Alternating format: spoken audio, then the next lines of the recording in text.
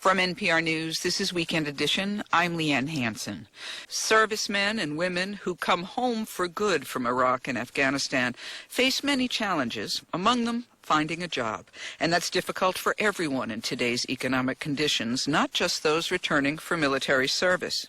Chad Sowash wants to improve veterans' chances. He's an Army reservist and infantry drill sergeant on active duty at Fort Benning, Georgia. When he's not training, Sowash is vice president of business development for the Direct Employers Association, a nonprofit consortium funded by hundreds of Fortune 500 companies. He also writes a blog called The Chad on JobCentral.com, and he joins us from member station WFYI in Indianapolis, Indiana. Welcome, Sergeant. Good morning.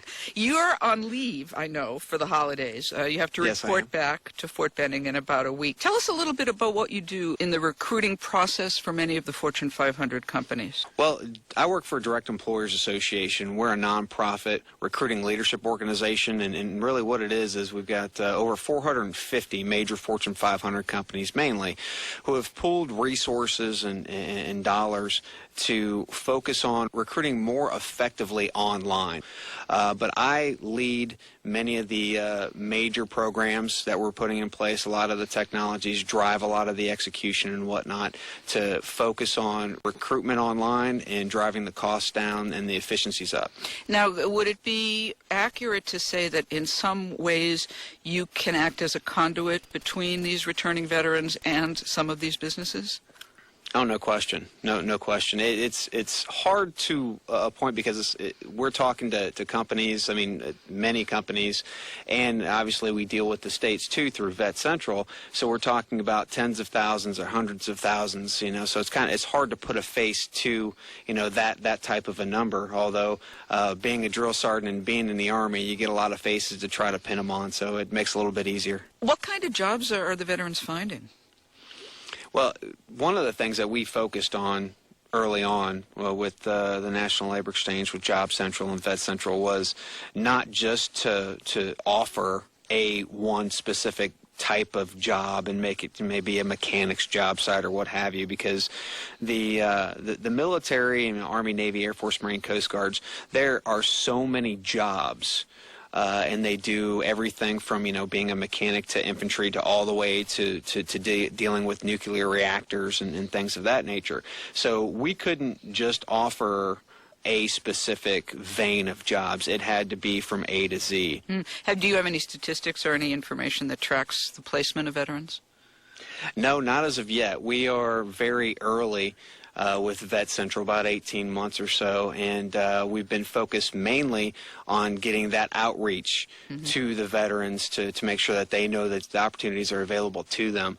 Now, one of my big pushes for 2009 is to start focusing on gathering those metrics and that research information. And the research information and metrics and so forth, basically you're talking about, giving veterans the tools they need to state what their qualifications are, what they did in the military, and then mesh those with what the companies are looking for. Well, mainly the hiring statistics, being able to pull those, glean those from the member companies so that we know exactly, how many veterans we're getting jobs for. Although what you're talking about, Liane, no question, one of the things I think we could all do better is on the military side as well as on the corporate side is to be able to help, these men and women from the military better understand what their skill sets are and how they translate on the civilian side, because they do. And then what companies might be looking for those characteristics and those qualifications. That's exactly right. And again, we've got hundreds and hundreds of companies who are utilizing Job Central and Vet Central who are actively seeking those types of individuals. Do you think your own military service, does it help your civilian work recruiting returning vets for jobs? It does. Although knowing what they're going through, the stresses they've been under on their way back, there is a huge transition that needs to happen. Being able to translate that to hiring managers and VPs of talent acquisition for major Fortune 500 companies, it definitely does give me an edge. I know you're not a job counselor. It's not your title.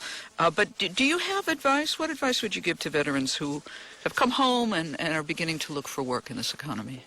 Well, I'll give the same advice that I give to my friends that I work with down at Fort Benning, and that's, really understand what you're bringing to the table for, those companies, those Fortune 500 companies, those mid-sized companies, or even a small mom and pop company. The military provides many different schools as you go through and you actually gain rank, which you don't see a lot. You don't see that a lot on the civilian side. So take a lot of those assets that you've had given to you on the military side and actually translate that into something that the civilian side will understand. Drill Sergeant Chad Sowash writes a blog on recruitment issues. It's called The Chad on JobCentral.com, a resource website for recruiters, job seekers, and employment services. He joined us from member station WFYI in Indianapolis. Thank you so much. Thank you.